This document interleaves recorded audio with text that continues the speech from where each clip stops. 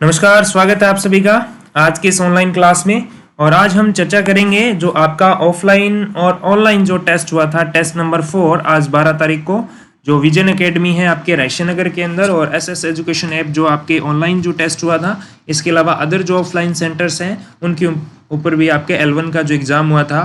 तो L1 के exam में जो आपका साइंस का पार्ट है, साइंस के अंदर चाहे वो आपके साइंस का सब्जेक्ट हो, चाहे आपका टीचिंग मेथड हो, तो उसके जो क्वेश्चन हैं उनके बारे में हम चर्चा करने वाले हैं। तो इस वीडियो के अंदर लास्ट तक बने रहे ताकि आपके साइंस के जो क्वेश्चन है उनका जो रीजन है और जो टीचिंग मेथड है वो आप अच्छे से समझ पाए। उनका जो आंसर है, क्या आंसर रहने वाला है उनका, किस तरह से रहने वाला है, वो आपको मैं इस वीडियो में एक्सप्लेन करूँगा। तो बिना किसी देरी के चलते हैं अपने क्वेश्चन की तरफ। क्वेश्चन अपना शुरू होता है 90 से, तो अपने 90 नंबर क्वेश्चन पे डायरेक्ट चलते हैं। और ये रहा आपके 90 नंबर क्वेश्चन। चलिए देखिएगा, थोड़ा जूम कर देता हूँ मैं इसको ताकि आपको दिखाई अच्छे से दे। ये रहा 90 नंबर क्वेश्चन। चलिए यहाँ से शुरू करते हैं। तो देखिएगा क्वेश्चन क्या कह रहा है, 90 नंबर सुमेलित कीजिए, यानी मिलान करना है। एक साइड कोलाइड दिया गया और उदाहरण दिए गए हैं। तो कोलाइड के अलग अलग टाइप्स होते हैं, आपने जैसे पढ़ रखा होगा, टॉपिक को अच्छे से पढ़ा होगा। तो जिसमें एरोसोल है, फोम है, इमल्सन है और जेल दिया गया है। एग्जाम्पल में दूध या फेस क्रीम है, कोहरा, बादल या कुहासा है, रबड़ या स्पंज है, पनीर और मक्खन है। तो सबसे पहले अगर हम बात करें एरोसोल की, तो एरोसोल का जो एग्जाम्पल है वो है कोहरा और बादल और कुहासा।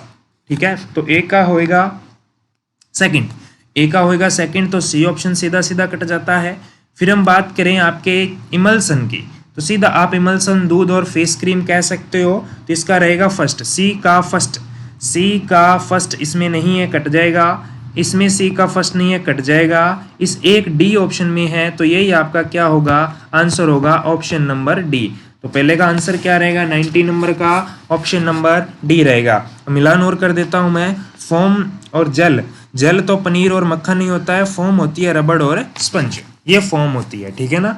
तो चलते हैं अगले क्वेश्चन की ओर। ये इजी प्रश्न है, कोई दिक्कत वाली बात नहीं है। इस लेवल का क्वेश्चन आपके PYQ जो है आपके उनके अंदर आया हुआ है ना, RSSMB की जो भी एग्जाम है उनमें। और अगला क्वेश्चन है, निम्न में से असत्य कथन पूछा है, इनमें से कौन सा कथन है जो गलत है वो आपने बताना है। तो देखिए, चीनी और जल के विलयन में चीनी विलय तथा जल विलायक है। देखो अगर हम बात करें सर विलयन की, किसकी बात करें, विलयन की, तो विलयन जो है वो दो चीज़ों से मिलके बनता है। इसमें एक तो होता है विलेय, क्या होता है, विलेय, और वो एक होता है इसमें विलायक।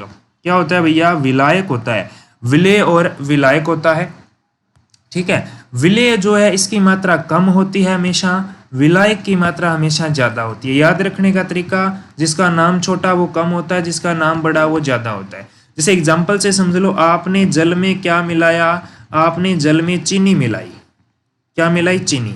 तो ये जो है जल जो है वो आपका विलायक है, चीनी आपकी विलेय है, और इससे जो शरबत मिलेगा वो आपका विलयन होगा। और विलयन जो होता है वो एक प्रकार का कैसा मिश्रण होता है, वो आपका समांगी मिश्रण होता है। समांगी मतलब एक दूसरे में अच्छे से मिक्स होने वाला मिश्रण होता है, यानी ये अलग अलग दिखाई नहीं देते हैं। तो बात करें यहाँ, तो चीनी में जल और विलयन में, चीनी और जल के विलयन में चीनी विलेय है, जल विलायक है। क्या ये बात सही है? आप कहोगे बिल्कुल सर ये बात तो सही है। आगे बात करें हम, तो टिक्चर आयोडीन में एल्कोहल, ये आयोडीन गलती से लिखा गया, टाइपिंग मिस्टेक है। तो ये एल्कोहल विलेय होता है तथा आयोडीन जो है वो विलायक होता है। टिक्चर आयोडीन का जो विलयन है इसमें एल्कोहल विलेय होता है और आयोडीन विलायक है। ये बात इसने लिखी है जो कि यहाँ पर गलत है। क्यों? क्योंकि इसके अंदर एल्कोहल तो विलायक होता है जिसमें घोला जा रहा है, और जो आयोडीन है वो विलेय होती है। तो यहाँ ये जो बात है ये आपके यहाँ गलत लिखी हुई है। सोडा वाटर में CO2 विलेय, बिल्कुल गैस कम होती है, और जल जो है वो विलायक होता है। नाइट्रोजन को वायु का विलायक कहा जाता है क्योंकि जो आपके वातावरण है उसमें आपके सबसे ज़्यादा कौन सी गैस पाई जाती है, 78% गैस जो है वो आपके नाइट्रोजन है। तो इसकी मात्रा ज़्यादा होगी, बाकी की मात्रा कम है, इसलिए नाइट्रोजन को क्या कहा जा सकता है, विलायक। तो ये कथन भी सत्य है, ये कथन भी आपका सत्य है। कौन कौन सा कथन सत्य हो गया आपका, डी सत्य है, सी सत्य है, ए सत्य है, बच कौन सा गया, बी ऑप्शन बच गया। तो बी आपका करेक्ट आंसर हो जाएगा, यानी ये इस क्वेश्चन के लिए असत्य कथन है, आपका आंसर बी नंबर रहेगा। चलिएगा नेक्स्ट चर्चा करें, निम्न में से समांगी मिश्रण का उदाहरण नहीं है, समांगी मिश्रण का उदाहरण नहीं है। यानी समांगी कौन सा होता है, जो समान रूप से मिल जाते हैं, जो अलग अलग दिखाई नहीं देते हैं, ऐसा मिश्रण। अलग अलग दिखाई देंगे तो वो विषमांगी मिश्रण होगा, वो मिश्रमांगी होगा। जो अलग अलग दिखाई नहीं देते, अच्छे से मिक्स हो जाते हैं, वो समांगी। जैसे पानी में आपने नमक डाल दिया, वो अच्छे से मिक्स हो जाएंगे, लेकिन पानी में रेत डाल दो, वो अलग अलग दिखेंगे। जिसमें विलय और विलायक अलग अलग दिखाई देते हैं, वो विषमांगी होता है। जिसमें अलग अलग दिखाई नहीं देते हैं, वो समांगी होता है, होमोजीनियस होता है। और जो अलग अलग दिखाई देते हैं वो हेट्रोजीनियस मिक्सचर होता है। ठीक है, तो यहाँ पर हम बात करें तो इसका जो आंसर क्या रहेगा, जल और नमक ये तो मिल जाते हैं सर, आपके जल और चीनी ये भी मिल जाते हैं, जल और एल्कोहल ये भी मिल जाते हैं। ये तो आपके जो साथी एल्कोहल यूज करते हैं उनके लिए अच्छा मिश्रण होता है ना। वो तो आपको पता है, जल और एल्कोहल अलग अलग थोड़ी दिखती है। एल्कोहल का फॉर्मूला अगर आप इसकी बात करें, C2H5OH होता है भाई, एल्कोहल C2H5OH, C2H5OH। तो इसका जो आंसर रहेगा ऑप्शन नंबर बी, जल और तेल। जल और तेल अलग अलग दिखाई देंगे, जल अलग दिखाई देगा, तेल अलग दिखाई देगा। सर इसका कारण क्या होता है, अलग अलग क्यों रहते हैं ये, क्योंकि इनका घनत्व जो है ना वो आपके अलग अलग होता है। दोनों तरल पदार्थ हैं तो इनका घनत्व अलग है। जो कम घनत्व का है वो ऊपर रहेगा, जो अधिक घनत्व का है वो नीचे रहेगा। आगे स्थिर अनुपात का नियम किसने प्रतिपादित किया था। स्थिर अनुपात का जो नियम है वो जॉन डाल्टन ने, एंटोनी लेवोसियर ने, नील्स बोर ने या जोसेफ प्राउस्ट ने। जोसेफ एल प्राउस्ट है पूरा नाम, है ना। तो इनमें से किसने किया था। तो एंटोनी लेवोसियर जो है ये तो रसायन विज्ञान के जनक है। किसके जनक है भैया, रसायन विज्ञान के ये जनक है। नील्स बोर ने क्या दिया था, परमाणु मॉडल दिया था।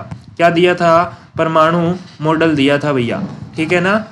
ठीक है सर, जोसेफ प्राउस्ट, हाँ, इन्होंने स्थिर अनुपात का नियम दिया था। और जो जॉन डाल्टन, इन्होंने परमाणु सिद्धांत दिया था। क्या दिया था, परमाणु सिद्धांत दिया था सर्वप्रथम। और जो आपके एंटोनी लेवोसियर, इन्होंने द्रव्यमान संरक्षण का नियम दिया था। एंटोनी लेवोसियर ने कौन सा नियम दिया था, द्रव्यमान संरक्षण का नियम दिया था। क्लियर। आपका जो आंसर रहेगा सर वो क्या रहेगा, ऑप्शन नंबर सी रहेगा। सर और मैडम्स आपका आंसर सी रहेगा। चलिए आगे है क्वेश्चन नंबर 94। टिन का रासायनिक सूत्र क्या है। टिन का रासायनिक सूत्र क्या है। तो इसका टिन का सही सूत्र रहेगा बी ऑप्शन, SN रहेगा। टिन का बी रहेगा। ए कोई ऑप्शन ऐसा कोई चिन्ह होता नहीं है। AU गोल्ड होता है यानी सोने का होता है, और W जो है वो टंगस्टन का होता है, टंगस्टन का W होता है। AU गोल्ड यानी सोने का होता है, चांदी का AG होता है, चांदी का AG होता है। Clear, okay. TN किसी का भी सिंबल नहीं होता है, ये सिर्फ आपको कंफ्यूज करने के लिए दिया गया था। आगे आपके आ जाते हैं जी टीचिंग मेथड के क्वेश्चन। तो टीचिंग मेथड आपके 5th क्लास तक के लेवल की दी गई थी, और इसमें आप अगर थोड़ा सा दिमाग लगाते, आप थोड़ा सा सोचते, तो आप इन क्वेश्चंस को आसानी से कर सकते थे। कैसे, देखिएगा, मॉरिसन का पाठ्य पुस्तक आधारित उपागम किस स्तर पर अधिक प्रभावी है। तो पाठ्य पुस्तक आधारित है यानी किताब में से पढ़ना है, उसको पढ़ के पढ़ाना है बच्चों को। क्या ये केवल खेल प्रशिक्षण है, क्या केवल व्यावसायिक प्रशिक्षण है, केवल विश्वविद्यालय स्तर पर है, प्राथमिक और माध्यमिक शिक्षा है। तो साइंस के अंदर आपके पाठ्य पुस्तक जो चलती है सिर्फ पाठ्य पुस्तक आधारित अगर आप कह सकते हो, तो वो केवल प्राथमिक और माध्यमिक में चल सकता है। विश्वविद्यालय और इनके अंदर ये एप्लीकेबल नहीं है। ये उपागम जो है वो प्रभावी नहीं है। किस तक प्रभावी है, प्राथमिक से शुरू होता है और माध्यमिक तक आप कह सकते हैं। क्लियर। नेक्स्ट देखिएगा, क्वेश्चन नंबर 96 है, जो कि कह रहा है पृच्छा उपागम के गुण। किसके पूछ रहा है, पृच्छा उपागम के गुण। पृच्छा यानी आप कह सकते हैं इच्छा जागृत करना, या कह सकते हो कुछ भी पूछने की इच्छा होना। तो छात्रों में जिज्ञासा विकसित करना है, पूछताछ की प्रवृत्ति जगाता है, पूछताछ की प्रवृत्ति जगाता है, व्यवहारिक ज्ञान प्रदान करता है, उपयुक्त सभी है। जिज्ञासा भी करेगा, पूछताछ की प्रवृत्ति भी जागृत करेगा, व्यवहारिक ज्ञान में भी परिवर्तन करेगा। यानी ऑप्शन नंबर डी जो है वो आपका सही आंसर होगा।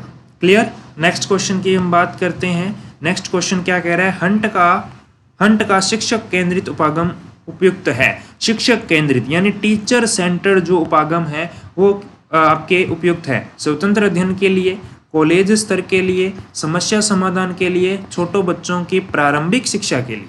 छोटे बच्चों की जो प्रारंभिक शिक्षा है उसके लिए हंट उपागम जो है वो बेस्ट है। Option number b correct answer होगा। क्लियर, ये 97 हो गया। अब बात करते हैं क्वेश्चन नंबर 98 की, जो कि आपके साइंस का लास्ट क्वेश्चन था।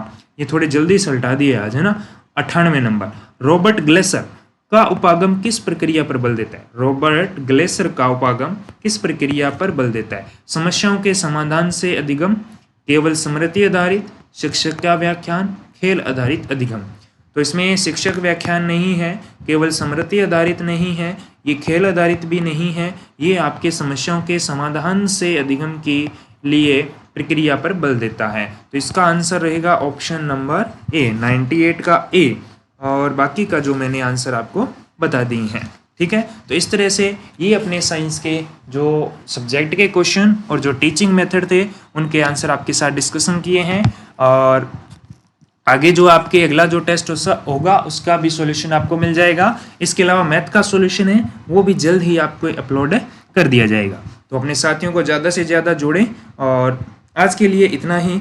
मिलेंगे नेक्स्ट वीडियो में नेक्स्ट सॉल्यूशन के साथ। तब तक के लिए जय हिंद, जय भारत। पढ़ते रहें, आगे बढ़ते रहें, मस्त रहें।